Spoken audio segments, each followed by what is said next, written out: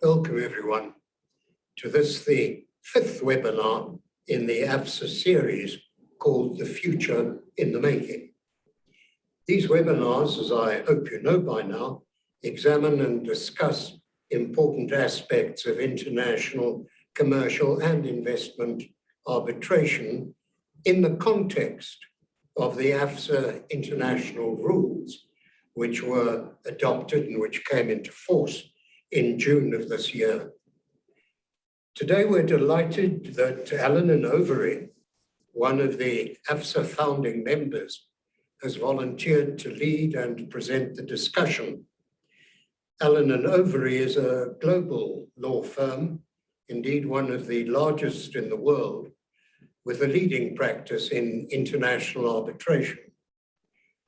The focus of the discussion is on the pleadings and the taking of evidence in international arbitration, two fundamental aspects of the international arbitration process. Well, ladies and gentlemen, it is time to hand the proceedings over to Tasha Jenica, who will moderate today's webinar. Thank you, Tasha. Thank you very much, Michael. Hello, everyone. Welcome, and thank you very much for joining us today. As mentioned by Michael, my name is Tasha Jenica. I am a candidate attorney at Allen & Overy's Johannesburg office. And yes, I'll be moderating our discussion today. Before we get started, just a quick housekeeping rule. If you do have any questions for our panelists during our discussion, please feel free to pop them into the chat feature at the bottom of your screen. I'll then relay these to our speakers, and we'll also have some time dedicated to questions at the end of our presentation. So Allen & Overy is delighted to be supporting the work of AFSA International. And as Michael mentioned, we're very pleased to be presenting this webinar today, with our topic being on pleadings and the taking of evidence in international arbitration. Now, when we say evidence, we are referring to the three conventionally recognized categories of evidence. The first being documentary evidence, the second being witness evidence, and the third being expert or opinion evidence. We'll be discussing the key procedural differences seen in international arbitration versus domestic arbitration process, and we'll be covering a range of topics from initiating process to written submissions and tribunal procedure. Our discussion is going to be very practical and interactive, and we'll hopefully get some war stories from our panelists along the way. Now, it's important for me to point out up front that the topic of pleadings and evidence in international arbitration is a mammoth one that we could probably discuss at length across multiple webinars just to touch on all that there is to cover. And because of the enormity of this task, for today's session, we're going to look at providing you with a very high-level comparative analysis, looking at the South African approach versus the international one, and we'll fly through some important questions and issues that there are to address when it comes to the practical processes in international arbitration. So with that said, I would like to introduce you to today's panelists. We have Michelle Porter-Wright, Robert Thakwa, and Daniel Tivida. Michelle and Rob work internationally as part of A&O's Global Dispute Practice Group, and they are collectively ranked by several directories for their work in construction and arbitration. Daniel is qualified as an advocate in Zimbabwe and a barrister qualified in England and Wales, and he specializes in commercial litigation and international arbitration, regularly sitting as an arbitrator, and is also a panel member of AFSA. So with that, I think we will jump straight in. And Michelle, I'm going to start with you with first principles. What is the legal framework for taking evidence in international arbitration? Thank you, Tasha. I think the starting point, and apologies if this is sort of obvious to many on the call, but it's that arbitration is, of course, a creature of consent. You agree to arbitrate, you agree to the law of the seat, you agree your procedural rules, you go on to agree your tribunal members, and you agree procedures for the gathering of evidence. So you agree everything. And in discharging their appointment, the tribunal or the arbitrator is bound only by the rules of natural justice. And this is obviously different to litigation. Their courts will generally have inherent jurisdiction. There are these statutory procedural rules. There are these formal rules of evidence, and they're all sort of forced on you. So you can see from that perspective that litigation and arbitration are fundamentally quite different instruments. I mean, moving on, as we all know, the parties in international arbitration will generally agree a set of procedural rules. AFSA International has its new rules, of course, there are several others. But the thing is that all these rules, including AFSA's new rules, are universally silent on the specific mechanics, if you like, as to how evidence is gathered and presented in any arbitration. So, in these procedural rules, we often see these broad powers or discretions afforded to the tribunal on questions of evidence. Powers to direct procedures, for example, in the absence of agreement, powers to gather evidence or fact find more inquisitorially, etc. But often there's nothing specific beyond this. And so what we see in these rules is this intentional gap. And this gap is a major benefit to arbitration in that it allows the parties this flexibility to agree their own procedures and hopefully to get really creative about tailoring evidence in their disputes. Of course, in a domestic context, and when I say domestic, I speak about most sort of jurisdictions across the region, the parties will often simply agree to apply their local High Court rules. And they sort of fill this gap, if you like. And we see that quite a lot, less so than maybe 5 or 10 years ago, but still it's a prevalent practice. And I think that's simply because it's what the parties know best, particularly when it's two local or regional domestic parties. But then what happens typically is that arbitration descends into litigation in a boardroom. And in this region in particular, we have sort of notoriously adversarial and technical sets of High Court rules.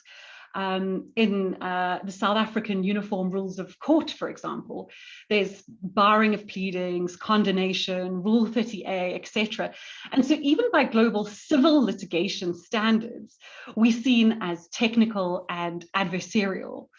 And then what happens is we as Southern African lawyers carry this mindset into arbitration, and we wear these litigation goggles, as it were, in the way we approach arbitration.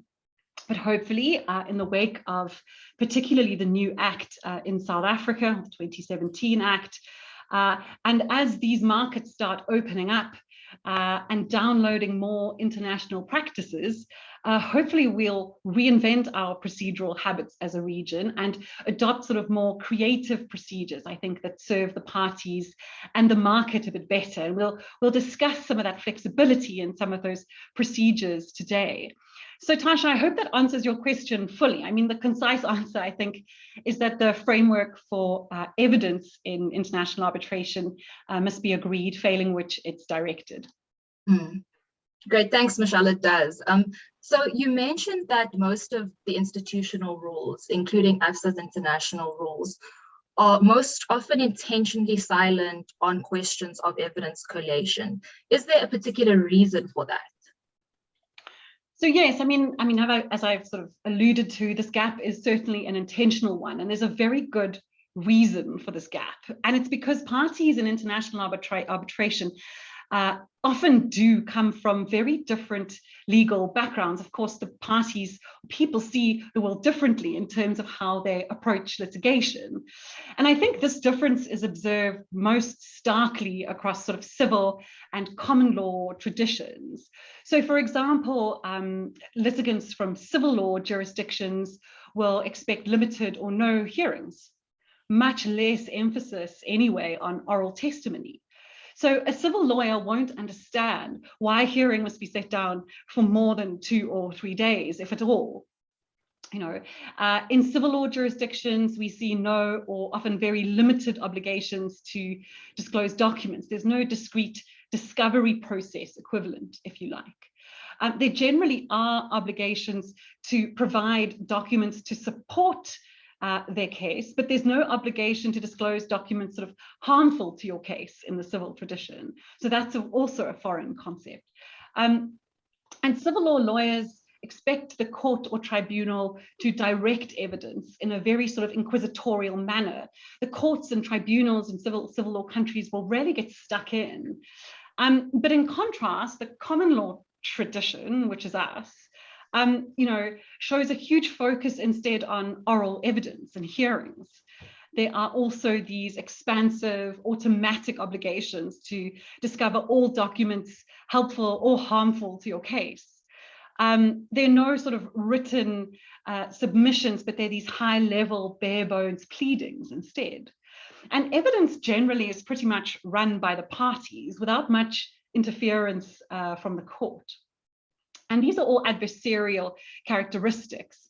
And so you can see these traditions, civil law versus common law, are quite different.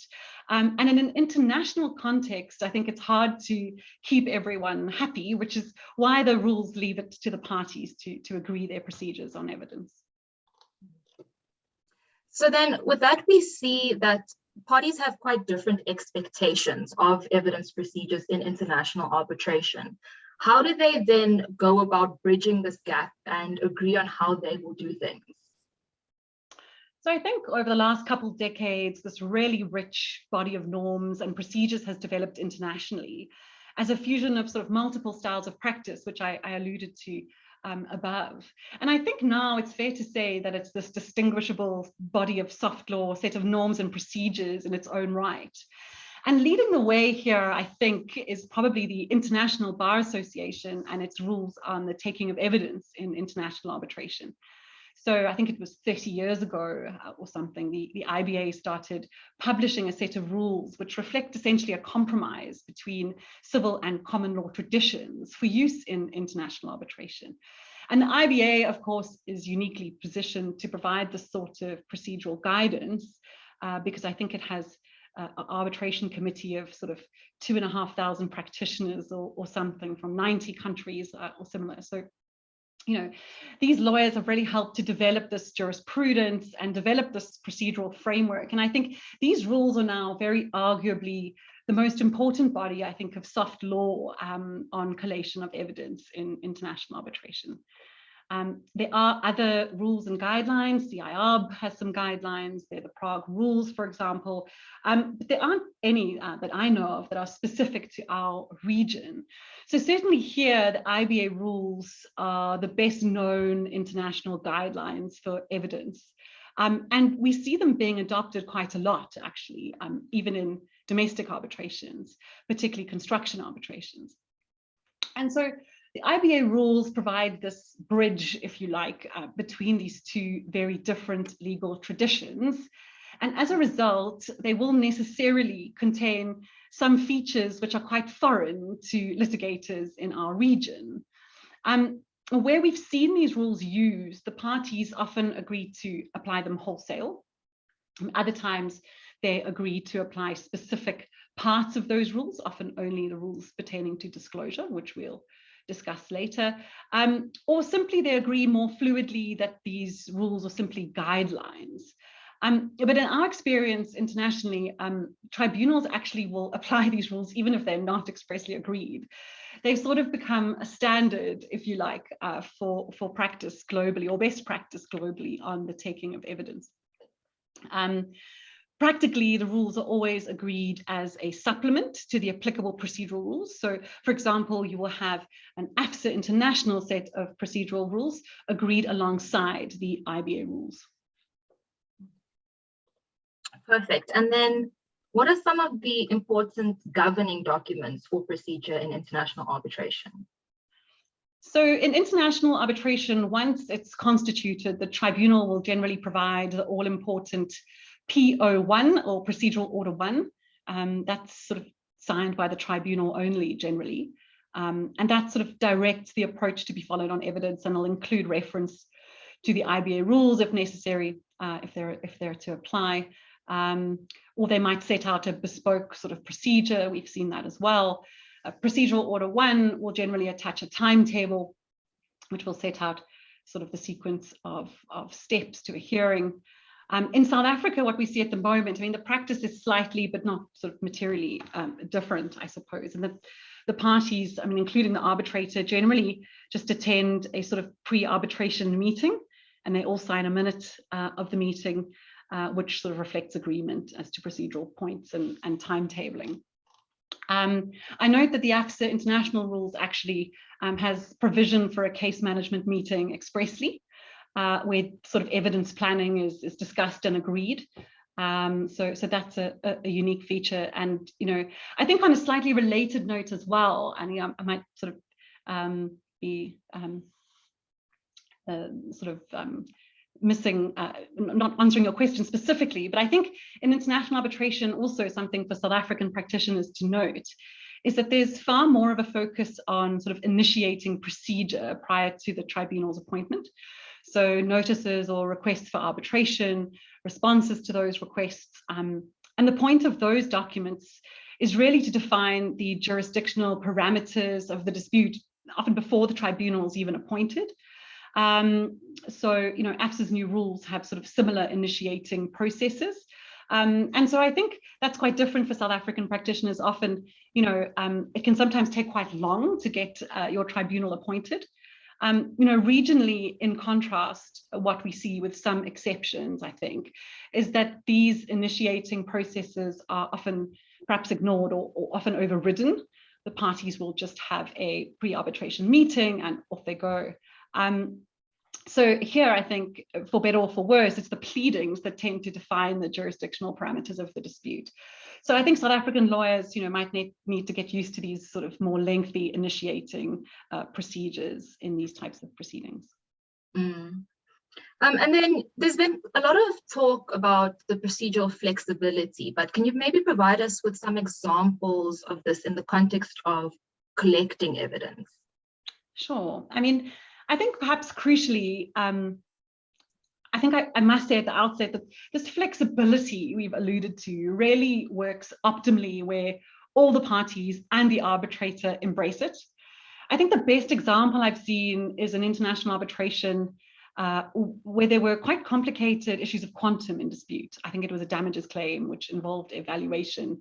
And what the tribunal did there was that it worked with both parties' experts from really early on to create a flexible model, as it was referred to. And that model accommodated a number of assumptions and alternative arguments, which sort of formed the basis for the tribunal's decision. And so the tribunal was really hands-on. They got stuck in from an early stage, getting the experts talking and engaging, and it worked really well. I mean, essentially, they were being quite civil law and inquisitorial in the way they approached the proceedings. And I think to the contrary, what might happen in this region instead is that the arbitrator or tribunal are less proactive because they are generally high court litigators.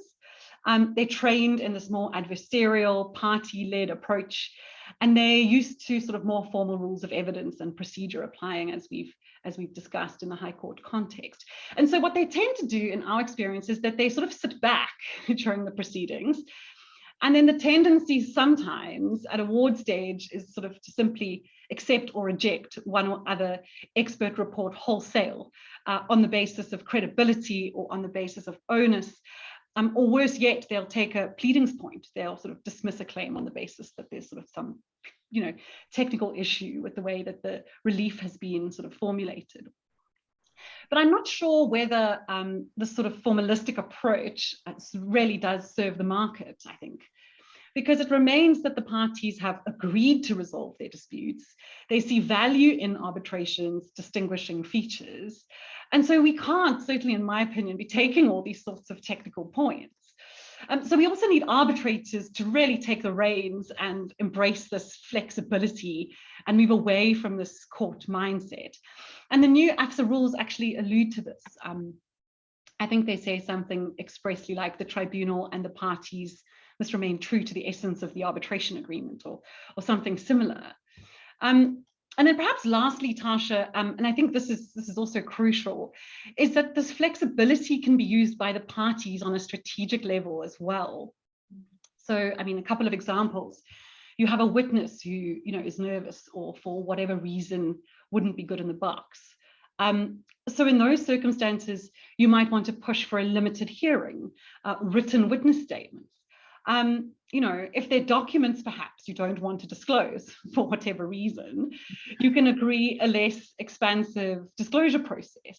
And there's nothing wrong with these sorts of strategic decisions. And in both cases, actually, you might want to consider civil lawyers on your tribunal who don't like disclosure and who don't like oral hearings at all. So the psychology of arbitration and an arbitrator's attitude to evidence, I think, plays a role here too. And there's lots of other examples, I think we'll cover a lot of them today, of this sort of flexibility and how to embrace it. I mean, you could use dirty experts. I think Dan will talk about that later. But I think maybe perhaps now, Dan, I mean, as an arbitrator and a barrister, maybe you have some points for us on this.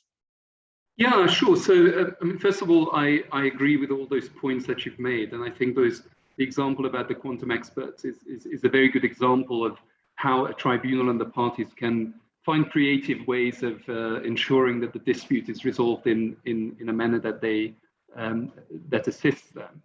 For me, really, the discussion about flexibility starts with the purpose of arbitration. Why is it that we go to arbitration, international arbitration, as an alternative method of dispute resolution? And it seems to me that what an arbitration process is designed to achieve is three things. It has to be an enforceable award that disposes fully and finally of the party's actual dispute, and finally as efficiently as possible. So flexibility is, of course, not something that just exists in a vacuum. Flexibility is there, in my view, to further those purposes of the arbitration process. Nor is flexibility controversial. I mean, in most institutional rules, it is enshrined into the rules that there is flexibility. And Michelle has already mentioned the AFSA rules. So Article 15 of the AFSA rules that sets out the arbitral tribunal's powers and how it should conduct the arbitral proceedings. It essentially says that the tribunal has to do what is appropriate, and it has to conduct the proceedings in an expeditious and cost-efficient manner. So it's actually already part of the rules that there has to be flexibility and that the procedure has to be tailored to the needs of the particular dispute. The question is then, or rather the message that I would emphasize, and it's very similar to what I think Michelle was saying as well, is that this flexibility that is already in the rules, in the AFSA rules, for example, in Article 15, but you will find it in essentially all institutional rules. This flexibility is an opportunity, but that opportunity still has to be taken advantage of by the parties. And it's really up to the parties, as well as the tribunal, to have an active discussion and active engagement with each other, and ensure that they don't fall into this trap that Michelle mentioned, that we just have litigation in the boardroom, but they actually utilize the flexibility that is offered by the process. Definitely. Thank you both very much for that. Rob, I think moving on to you, do you mind just touching on pleadings, practice in domestic arbitration versus what we see in international arbitration? Thanks, Tasha. No problem at all. My intention in answering that question is to highlight effectively what are quite stark differences between court-styled domestic arbitration pleadings and those pleadings that you see in an international arbitration context. Now, to those of you who are unfamiliar with the legal process or are non-lawyers that are on this, may happen to be on this call, a pleading, very broadly and simply put, is a document in which a party sets out its case. As we've heard a couple of times already, arbitrations, both domestic and international, are inherently flexible. This extends, of course, to pleadings. By this, I mean that a pleading can take different forms. It can be extremely high level, with only key facts pleaded in a summary manner, or additional details can be included in a more narrative style. Because of this flexibility, domestic arbitrations may end up with an international arbitration style pleading and vice versa. That is probably quite rare though, frankly speaking. With that in mind, I think it's important for the audience to remember that I focus on what is ordinarily seen as far as pleadings are concerned in domestic arbitrations and international arbitrations. There are no hard and fast rules. Turning first to domestic arbitration pleadings, these tend to resemble court-style pleadings. A court-style pleading sets out a party's case in high-level terms. It does not attach evidence, and there is no legal argument. Only key facts are pleaded. This approach is in fact prescribed by the Uniform Rules of Court.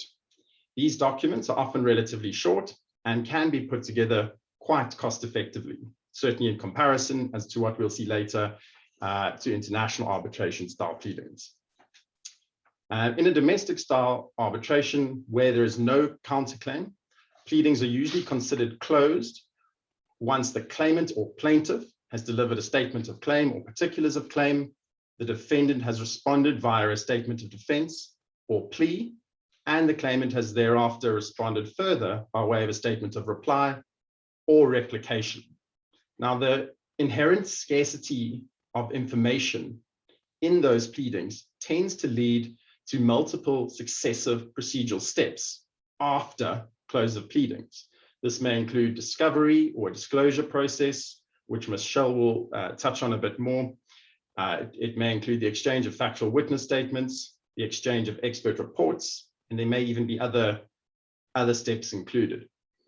It is those subsequent steps that are used by the parties to provide evidence to sustain their cases as set out in the high-level form pleadings. Legal argument is usually reserved for the hearing or oral closing submissions. I think the important point for present purposes is that once pleadings are closed in a domestic arbitration, multiple procedural steps usually follow. In fact, it is probably fair to say that the close of pleadings in a domestic style arbitration is actually a relatively early stage in proceedings, not so in an international arbitration, as I'll touch on shortly. Mm-hmm. Thanks, Rob. So if parties are then following a court litigation approach to their pleadings in a domestic arbitration, does it follow that they could, for example, take an exception under Rule 23 of the Uniform Rules of Court? Tasha, the answer, as it so often is that it depends. If the parties have agreed the direct application of the Uniform Rules of Court, then the answer to your question is yes. The answer is less clear if the parties have, for example, agreed the AFSA commercial rules or domestic rules. In those circumstances, whilst it may not be governed by the rules themselves that a party can take an exception, a party can seek the leave of the arbitrator to deliver an exception. So it effectively turns into two steps. First, a party must seek leave to deliver an exception and only then may deliver the actual exception. I hope that answers your question, Tasha. It does, thank you. So sticking with you for a bit, Rob, can you then provide us with an overview of the key differences that we see between the court-style pleadings and arbitral memorials? Of course. What is very often seen, not exclusively though, is a memorial style pleading in arbitrations. A memorial style pleading requires the parties to set out their claim in full. By this, I mean that the claim, the memorial needs to contain the evidence, the arguments of fact and law, appending all documents, including all witness statements, and including expert reports, as well as legal authorities in the way of case law, legislation, or textbook references, or any other academic references for that matter. The AFSA international rules cater for this approach.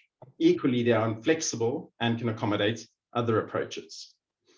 The memorial style approach tends to go very much against the grain for local disputes practitioners. In some ways, it's almost the opposite to a court style pleading, which, as we've already seen, provides that only material facts are to be pleaded with no argument and no evidence. Pulling a memorial together on that note is a significant exercise, both in terms of time and money. But a major benefit of it is that it negates or tends to negate the need for multiple successive procedural steps as may occur in a domestic context. You'll recall I spoke earlier about the consequential exchanges of lay witness statements and expert reports. A memorial pleading consolidates all of that into one composite submission. Whilst there may be less procedural steps in a typical international arbitration, the time between those steps tends to be longer, given the exercise that is involved in putting together a memorial style pleading. Pleadings in an international arbitration are considered finished or closed once the claimant has delivered a statement of claim. The respondent has an opportunity to deliver a statement of defense, the claimant then a statement of reply, and finally, the respondent is also entitled, usually, to deliver a rejoinder. In an international context, it is very unusual that the defendant not be given a second opportunity to deliver a submission, whereas perhaps in a domestic context, usually pleadings close on statement of reply or replication if you are using court terminology. So then, with that, we see that the style of pleading usually has an impact on the procedural timeline. Is there, in your opinion, a preferable approach? So there certainly isn't a preferable approach as such. There are a number of strategic or commercial considerations that would dictate which approach, i.e. high-level pleading style or memorial style, the parties should adopt. And some of those, there are multiple considerations, frankly. I'll mention a couple. A good one and perhaps a practical one is settlement. Now, a memorial style approach, certainly in our experience, is more likely to result in earlier settlement. This is because the parties are forced at a very early stage to fully investigate and set out the case. The upshot of this is that the parties and their counsel are aware of the strengths and, more importantly, the weaknesses of their case far, far in advance of a hearing. Where a court-style approach is followed, a party's case only becomes clear much later in the day. So this may lead to a much later settlement, so to speak, and a settlement much closer to the hearing. Of course, this is just our experience and somewhat anecdotal in nature, but that is our experience. Another consideration, another commercial consideration in determining which style to adopt is relative access to case information. A high-level pleading approach might be preferred, for instance, by a party who believes they do not have all the documentation necessary to make their case up front. That party might prefer to set out its case in high-level terms, await a discovery process, and only then prepare and deliver fact witness statements and expert reports. Perfect. Thank you so much, Rob. So I think now is a good time to move on to document production. Michelle, how does this process in international arbitration differ from what we see in the court rules? Tasha, this is always an extremely dry topic, so please bear with me. But I mean, I think the first point, and for reasons discussed earlier, is that document production is not mandatory in international arbitration. You don't have to have it. It's commonly used, but I think the parties need to think quite carefully about whether they want it or not. I mean, we've been involved in a matter before where there was no discovery or disclosure process, and it was actually an enormously efficient and pleasant procedure for everyone. You know, there may be sort of strategic or commercial considerations as to why you would want to have it. For example, if you're addressing sort of an information asymmetry maybe between the parties, you know, you really need documents from the other side to make your case. But I think the message is sort of don't do paper for paper's sake. And I mean, I think there's often very little value in disclosure. You know, you'll receive 10,000 documents, you know, and maybe 2 are sort of peripherally relevant to your case. So I think that's sort of the first point is do you want a discovery or disclosure process? And if you do want to use it, I think maybe, you know, most often the relevant institutional rules will provide sort of a broad discretion to the tribunal to order the production of documents. We see that in Article 15 of AFSA's new rules, for example. But again, then there's this gap and the parties agree somewhat at a rule or guideline on document disclosure. So, I mean, I'll answer this using Article 3 of the IBA rules. It's a pretty well-known provision internationally in relation to document production. But compared to the High Court processes to which South African or regional litigators are sort of accustomed, it's a very different procedure. And I think the key point to flag here is that it's far less expansive. And the theoretical difference between the two sort of arbitration and court style processes for disclosure or discovery, I think is this. So the process under the IBA rules in international arbitration starts from the premise that you're not entitled to anything unless you can properly motivate the request and get it agreed or ordered by the tribunal. And that's obviously different to a court style sort of automatic blanket obligation to discover under the various sets of high court rules in the region. So I think what happens is when South African lawyers arbitrate, they sort of tend to start from the assumption that they're sort of entitled to documents from the other side. But that entitlement doesn't necessarily exist, particularly in international arbitration. And I think so, you know, this expectation, this baseline expectation is something we will start to see changing in this market. Thanks, Michelle. And then what are some of the specific requirements for production under the IBA rules? So Article 3 of the IBA rules sets out the requirements for doc requests. They're known as requests to produce under those rules. And Article 3 imports a really high threshold. There's a lot to this rule, so I'll just cover the basics. But essentially, you can request named documents or categories of documents, but which are narrow and specific. There's absolutely no room for the proverbial fishing expedition, you know, trying to cast that net as widely as possible. The test for disclosure under those rules is also typically different to our local sort of high court discovery rules, which tend to use only relevance as a gatekeeper. Whereas under Article 3, for example, there's a much higher threshold. You know, you need to show relevance to a pleaded issue, but you also need to show materiality to the matter's outcome. So there's this extra requirement of materiality to the matter's outcome, which is actually quite hard to demonstrate in practice. I mean, I think the conventionally accepted test is that you need to show that the tribunal will need to rely on that specific document essentially in writing its award. And on top of these two requirements, there are others as well to successfully motivate a request. You need to explain why you think the document is in the other side's possession, also quite difficult. You also need to show why you think the document exists in the first place. Explain why the document or categories of document exist in the first place.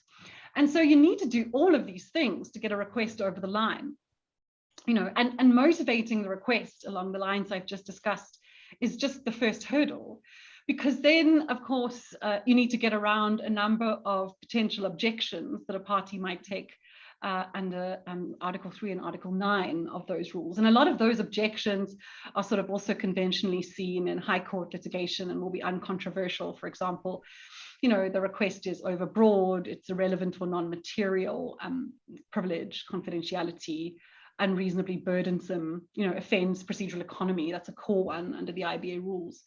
And I think maybe a practical point here is that it's also worth noting that it's not uncommon, particularly where you have civil law opponents in international arbitration, to receive aggressive objections to sort of every single document request, you know, like objections to 154 out of 155 requests. I think international tribunals are really accustomed to that, and they don't view you as being obstructive or difficult. But I think on the other hand, South African lawyers will see this as sort of quite antisocial. Yeah, so those are the considerations, I think, in motivating and objecting to requests at a very high level. So we've touched on the requirements themselves, but I just want to ask, how does this process then unfold practically? So the parties will use a Redframe or a Stern schedule, whichever one you use. I mean, Redframe schedules are used in this jurisdiction domestically, actually, I think particularly in construction arbitrations quite a bit. And that really has sort of 5 or so columns reflecting requests, motivations, objections, and then the sort of last column as a space for the tribunal to make a decision. There's no need for an affidavit, as is the case sort of with discovery schedules under the High Court. In fact, in international arbitration or arbitration generally, there's actually no need for an affidavit ever. And so this Redframe document is passed between the parties and eventually goes to the tribunal to get this process over the line. Most often in our experience, tribunals will reject requests sort of on the basis only of lack of relevance or materiality, or often that the request is also overbroad. Once directed or agreed with the other side, the obligation on the party is to conduct a reasonable and proportionate search, much the same as under sort of our High Court rules. And that often includes the use of e-disclosure platforms in an international context, and increasingly actually domestically and regionally as well. Perfect. Thank you very much, Michelle. Rob, coming back to you, will you just touch briefly on factual witness evidence in an international arbitration context? Sure, Tasha. Firstly, and apologies if I'm stating the obvious, but the purpose of fact witness evidence is to provide a personal account or a witness account of facts relevant to the legal issues in play. What did that witness see, observe, or hear? In practice, a fact witness statement is very often used to plug an evidentiary gap, so to speak, where, for instance, documentary evidence is lacking on a particular point, or it may be ambiguous or difficult to follow. That is often where you turn to fact witness evidence, usually in the form of a written witness statement. Certainly that is true in an international arbitration context, where fact witness evidence is almost invariably reduced to a written witness statement. That statement then constitutes what is usually referred to as the evidence in chief. Indeed, the AFSA international rules certainly support the written witness statement approach. This differs, of course, to court hearings or domestic arbitrations following a court procedure, where oral witness evidence is led by counsel. The written witness statement approach obviously relieves counsel of the need to lead witness evidence at the hearing. That also, in fact, shortens the hearing. Where a witness provides a witness statement in international arbitration, the other side is ordinarily entitled to cross-examine that witness. In practice, once a witness is called at a hearing, he or she is almost immediately turned over to the other side for cross-examination. That is because there is no oral evidence in chief. The tribunal may allow the witness a few minutes to clarify certain parts of his written witness statement, but certainly nothing more than that. I've already said that written witness statements not only relieve counsel of the need to lead evidence in chief, they also allow counsel to far better prepare for cross-examination, given that they would have received witness statements weeks, if not months, in advance of the hearing. This is to be contrasted to where oral evidence is led. Counsel may need to prepare their cross-examination overnight or during a break in the arbitration hearing. That comes with its own difficulties, as you would appreciate. Another massive benefit of the written witness statement approach is that a party can see ahead of time what a particular witness will say. That means that a party can take an informed decision as to whether to call that witness to the hearing. I was recently involved in a matter where there were two lengthy witness statements delivered by the opposing party. Once we had assessed those witness statements, what we found was that the content was either irrelevant or it was relevant but uncontroversial and didn't affect our legal case. So for that reason, we were able to, weeks in advance of the hearing, notify the other side that neither of its witnesses were required for the hearing. Now, that had the impact of shortening the hearing, and it also allows the legal team to focus then on what are the core issues. So that is also a benefit of the written witness statement approach. And then with these written statements in international arbitration, is counsel obliged to then only cross-examine a witness on the contents of their written witness statement? Unless there is agreement to that effect between the parties and the tribunal, in my experience, the cross-examiner rather, can and often does venture outside the scope of what is contained in the written witness statement. As long as the line of questioning remains generally relevant, possibly to put it a little vaguely, our experience is that a tribunal will usually allow it. The other issue is if an opposing party was to object to a line of questioning outside the ambit of a written witness statement, that may not come across particularly well, in the sense that it may end up shining a light on what is actually a particularly difficult issue for your legal case. So objections in those instances would probably be few and far between. Dan, I wonder if you have any further thoughts on this, given your experience as an advocate and cross-examiner. Yeah, definitely. So I would agree with all of that that Rob has said. I think fundamentally the issue is that if you're sitting as an arbitrator, the role of the witness, whether it's a lay witness or an expert witness, is to assist the tribunal, and it is to assist the tribunal in reaching an award and disposing of the matter on that basis. So the tribunal will not be too interested in the fact that a question ventures outside a witness statement. What they are interested in is whether the question is relevant to a material dispute of fact or a material dispute of opinion. There's also no property in a witness. So once you put your witness into the witness box, you kind of lose control over that witness and the questions that may be asked from that witness. And you certainly lose control over the answers that your witness may be giving. And we all know that feeling when the witness goes into the witness box and start giving answers that are very harmful to one's case. Now, in order to avoid that, firstly, you have to be prepared as a representative that the witness may be asked about anything that is relevant to the dispute. And you have to ensure that you are sufficiently well prepared that you know what answers your witness would give to those questions. But in short, I agree with everything that Rob has said. I think it would be unheard of to stop a witness answering a question just because the question perhaps goes into an issue that is not dealt with in the witness statement. And then Dan, can you describe the role that experts play in this international arbitration context? Sure. So Rob has already touched on the role of lay witnesses, factual witnesses. And the basic distinction is that lay witnesses of fact will assist the tribunal on questions of fact, as in what happened, what they heard, and so on, as Rob has just described it. Whereas expert witnesses will assist the tribunal by providing opinion evidence, interpreting those facts in order to assist the tribunal in reaching a conclusion. There are a couple of key differences, in my view, between the role of the experts in international arbitration when compared to court litigation. First of all, experts are much more common in international arbitrations, largely because of essentially most arbitration claims before international tribunals tend to be complex and a lot of money at stake.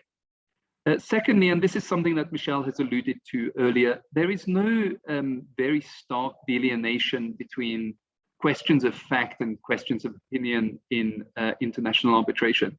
You will very often get an expert witness who has been through the record and is actually assisting the tribunal on questions of fact, simply because they have read through thousands of pages of whether it is technical information or email correspondence, and vice versa. It is very common for a factual expert to actually be, a factual witness to actually be an expert in the particular area that the dispute centers on. So these distinctions between fact and opinion are not taken too seriously.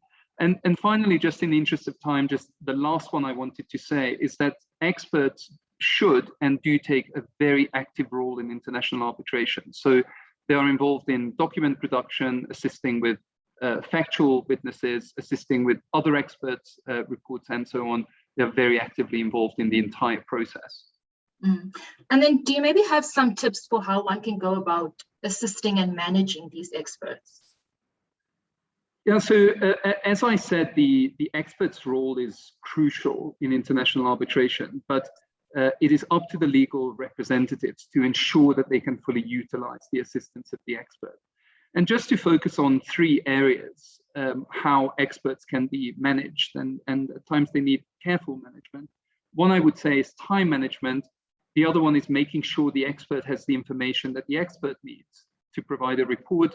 And finally, to be clear with the expert as to what it is that you as the legal representative or you as the tribunal member need from the expert. So in terms of time management, experts in international arbitrations are typically very, very busy individuals.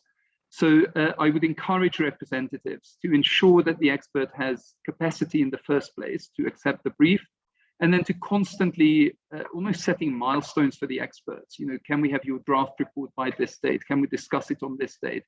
Rather than just saying, well, the final report needs to arrive on a particular date. In terms of what the expert needs, I've already mentioned this, that the expert should be very actively involved in the evidence gathering stage, whether that's documentary discovery or the drafting of lay witness statements. And the expert should be involved in those decisions so that they get the information that they can base their report on. And finally, and very briefly, what is it that you need from the expert? You mustn't forget that your tribunal will only see one report or possibly two reports, a reply report from your expert, and will have an exposure of maybe one hour to maybe half a day to an expert. That stands in contrast to what the parties have had, which is collaborating with this expert for a number of months leading up to the hearing. So you have to ensure that the report is written in a way that makes it very easy for the tribunal, that is typically a lawyer, to follow what the expert report says. And I would view that as the legal representative's function to ensure that that report is concise and is written in plain English. Thanks, Dan. And then usually who is appointing these experts? Are these party appointed experts, tribunal appointed experts? Typically, it will be party appointed experts, and it is actually very rare for the tribunal to appoint an expert. Having said that, tribunals certainly have the power. So, for example, under Article 23 of the AFSA rules, the tribunal has the power, after consulting with the parties, to appoint an expert for the tribunal. Now, that obviously halves the number of experts before the tribunal and comes with significant cost savings. It is not a process that is necessarily appropriate in all cases, but I would just emphasize that it is a process that is available, and you just have to consider whether in your particular dispute, given the quantum and the complexity, it is appropriate for the tribunal to approach an expert rather than the parties each nominating an expert in that particular area of expertise. Thanks, Dan. And then just one more. Can you give us an overview of a tribunal procedure? So the most important aspect of tribunal procedure we have already touched on, and Michelle mentioned, and I've contributed a little bit to the concept of flexibility. So there is no one typical procedure that is adopted by tribunals. That's the very advantage of arbitration proceedings, that you get to kind of make up the rules that suit your particular dispute. I think what is important to emphasize for the purposes of the present talk is that given this flexibility, it is really up to the parties and the tribunal to take full advantage of what that flexibility offers. So the first point I would make is ensure that you are aware, that party representatives are aware and familiar with the rules that they have adopted. There are numerous potentially very helpful provisions in the rules that often parties forget about, and they can be, they could be utilized, and cost-saving and time-saving provisions. Just looking at the AFSA rules, we have the expedited procedure under Article 10 that can save huge amount of costs and time for the parties in smaller disputes. We have an emergency tribunal provision under Article 11 that can assist the parties if they need interim or conservatory measures. And we have the provisions relating to early dismissal in Article 12, which allows a party to get rid of a claim or a defense that has no legal merit, so manifestly is without legal merit.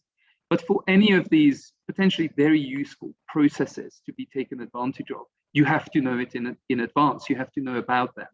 So what the representatives really have to do very early on is to ensure that they are fully familiar with the procedural rules that they have adopted, and that they use those rules creatively, much like Michelle's example was earlier. There's a lot of space for creativity to ensure that you are disposing of a matter as quickly and as cheaply as possible. Great, thank you very much to Michelle, Rob, and Dan. I think now would be a great time to open up the floor for some questions. So if the audience does have any questions, please feel free to either unmute yourself or you can send us through your question on the chat feature. Yeah, anything that you have to ask our panelists, they really do have a wealth of knowledge to offer.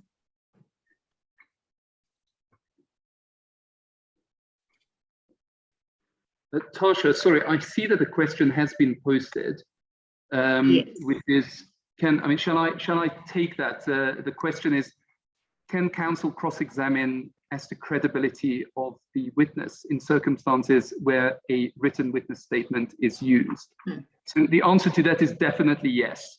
I say this as both as a party representative, as an advocate, as well as someone who sits as a member of a tribunal as well. We all know that the witness statements are not drafted by lay witnesses themselves, and even expert witness statements are constantly reviewed by the lawyers. So we all know that a written witness statement is going to be the best possible case that the party can present, and there's nothing wrong with that. That is just a reality. That does not mean that counsel is prevented from cross-examining on issues of credibility. In fact, what one very often finds is that the crucial documents, the sort of the hurtful documents that hurt a party's case, are very often not referenced in a witness statement. So this particular question I can answer with certainty. You can definitely cross-examine on issues of credibility.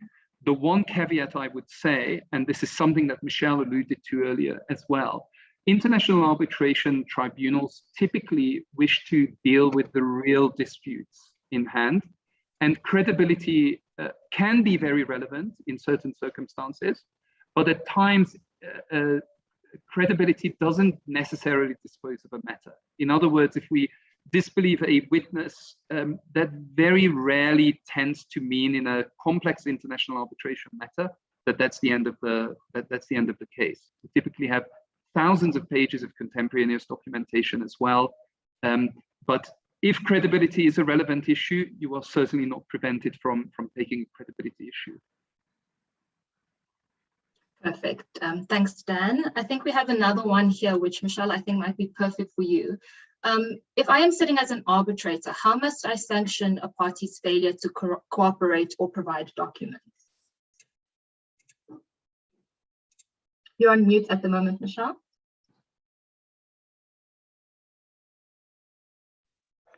There we go. Can you hear me? Tasha, I think where parties are non-cooperative, refuse to produce or fail to conduct reasonable searches, or as the case might be. I think tribunals, it's important to note that tribunals don't have the same sort of powers as domestic courts. If parties fail to discover under the High Court rules, for example, claims can be struck out.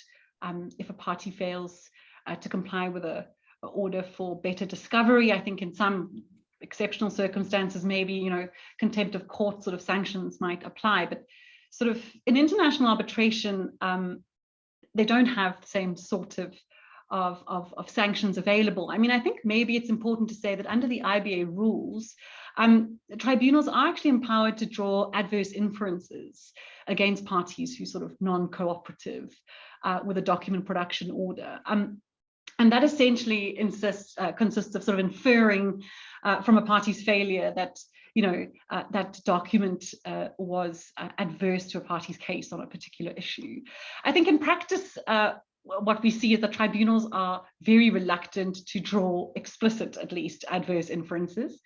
So I've certainly never seen it. It sets them up for all sorts of sort of complaints by by a dissatisfied party down the line, for example, on procedural irregularities, review, set aside, etc. So they're a little bit hesitant to do that. But I think another common way we see tribunals sanction parties who are sort of a bit reluctant in terms of document production is with a cost award, an adverse cost award.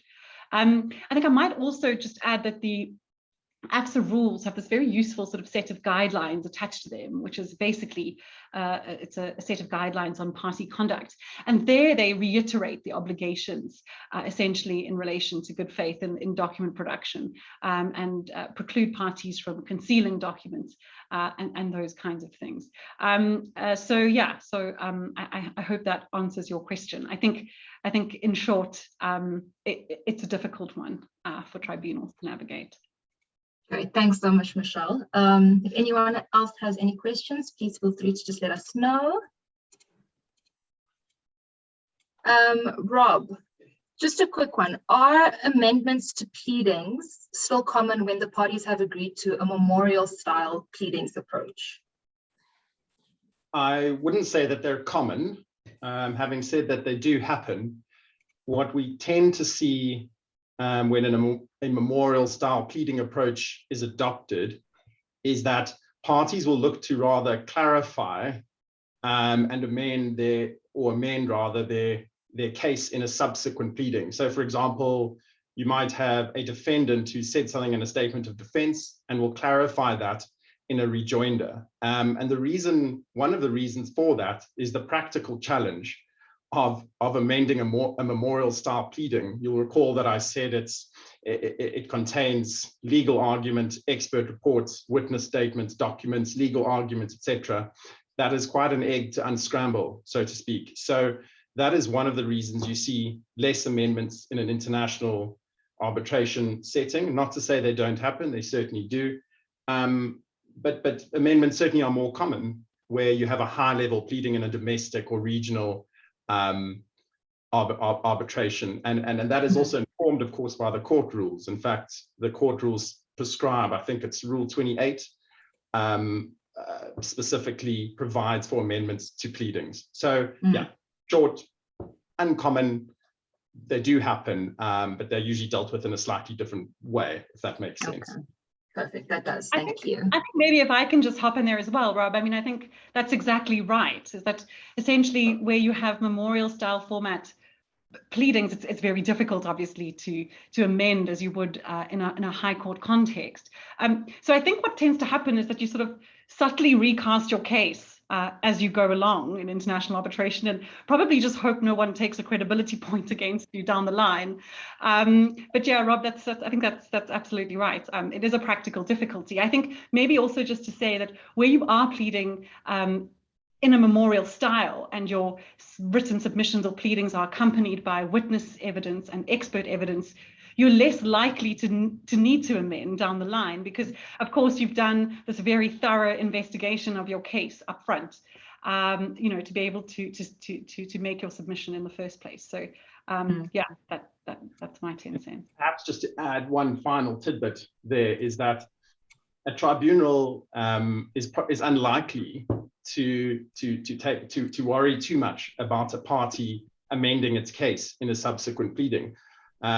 Whilst the opposing party may certainly complain about that, a tribunal will likely let it go.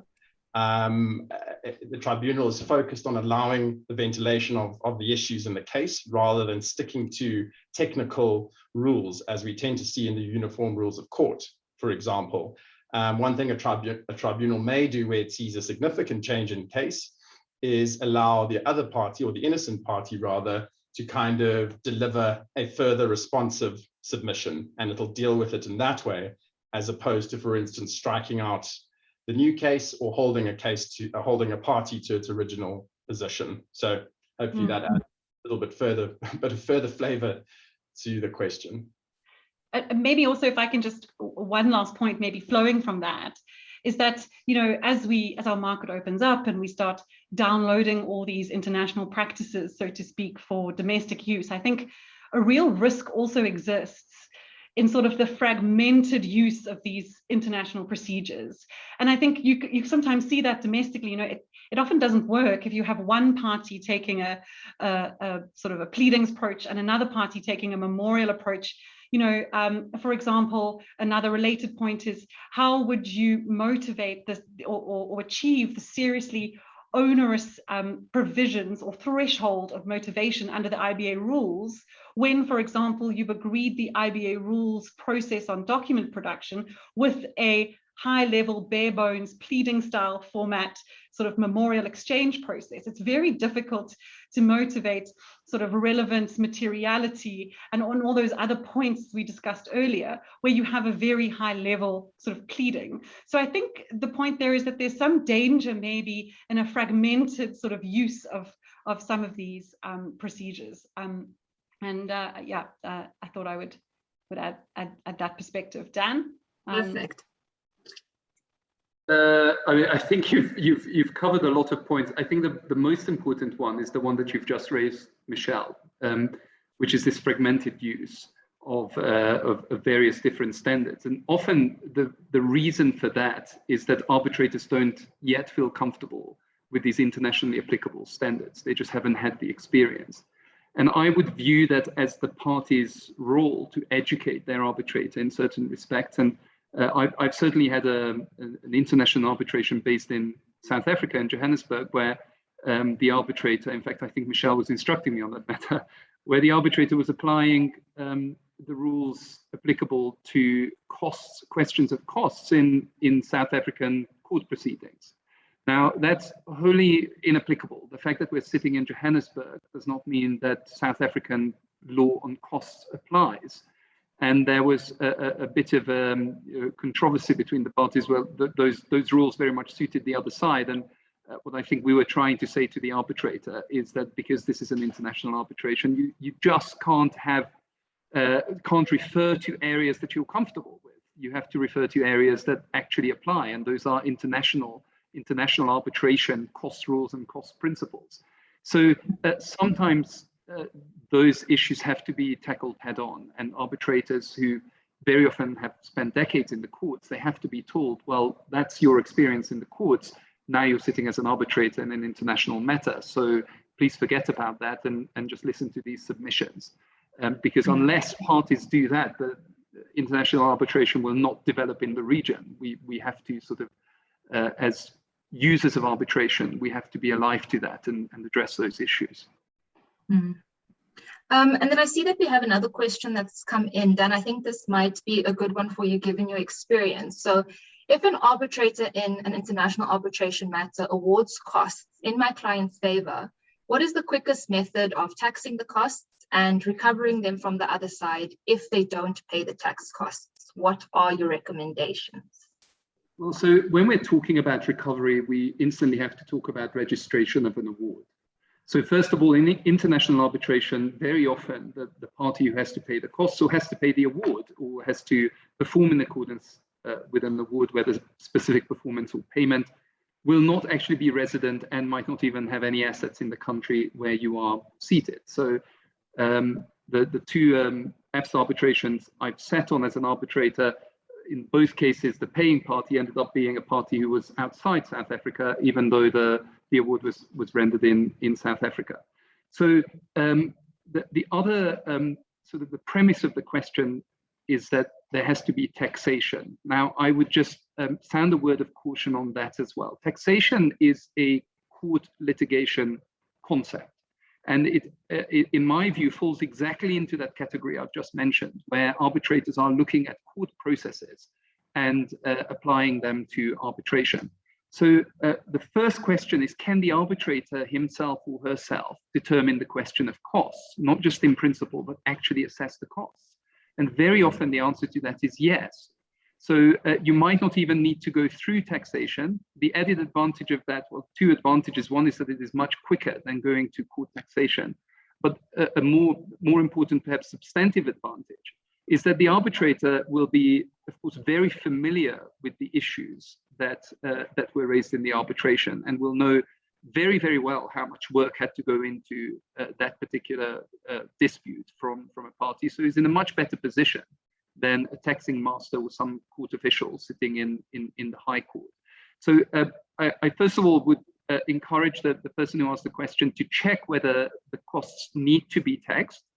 If they need to be taxed, I would also check where the cost award is going to be enforced. And if this is a substantial amount that we're talking about, perhaps taking local advice from a lawyer in the jurisdiction where the cost award is going to have to be enforced. We also mustn't forget that the arbitral awards are much readily enforceable than anything that the High Court will provide a party with. So that's the other advantage of having the costs taxed, so to speak, or assessed, as we would say in international arbitration, by the arbitrator, and the cost award forming part of the award. So it becomes part of the award that is now readily registrable under the New York Convention, typically much more quickly and much more easily than a court order that has been handed down by a domestic court. Great. Thank you very much, Dan. I think I just want to allow a minute or so, just in case anyone else has any other questions.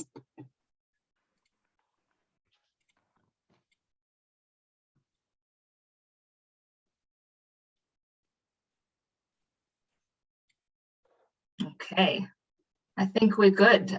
So with that, I would like to thank you all so much for taking the time and joining us today. And yes, Michael, I'm not sure if you want to if you have anything else to say when we end off. Well, thank you. What I'd like to do is thank the speakers and thank you, Tasha, for having given us some significant insights into the practice and the procedure that relates both to pleadings and to evidence. It's exactly the sort of discussion that we need to have in the legal communities, not only of South Africa, but right through SADC. And I'm very grateful to you all for leading us through that debate. Thank you so much. Thank you. Thank you. Thank you. Thank you. Bye-bye.